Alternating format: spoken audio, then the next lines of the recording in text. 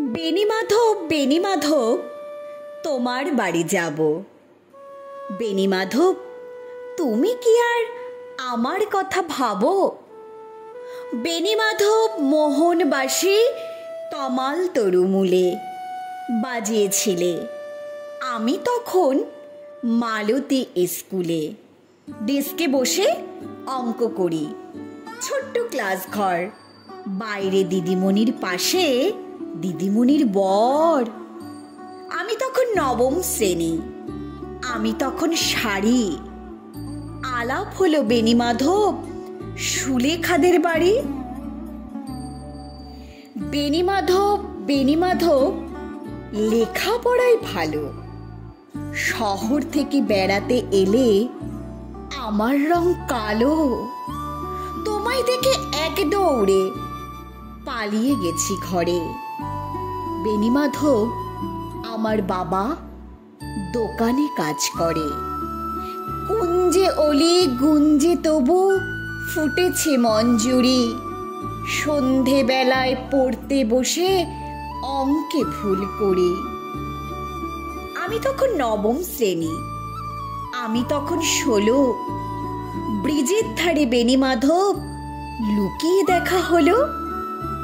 বেণীমাধব, বেণীমাধব, এত দিনের পরে সত্যি বলো, সেসব কথা এখনো মনে পড়ে?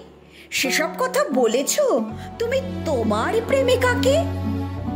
আমি কেবল একটি দিন তোমার পাশে তাকে দেখেছিলেম আলোর নিচে। অপূর্ব সে আলো, স্বীকার করি দুজনকেই মানিয়েছিল ভালো।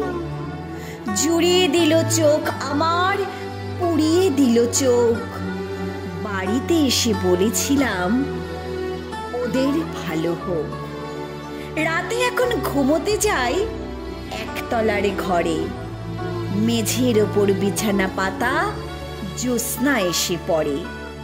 আমার পরে জীবন ছিল চোরা পথের বাঁকে, মিলিয়ে গেছে। জানি না আজ কার সঙ্গে থাকে। আজ জুটেছে, কাল কি হবে? কালের ঘরে শনি।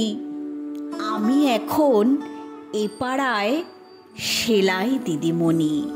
তবু আগুন বেণীমাধব, আগুন জ্বলে কই?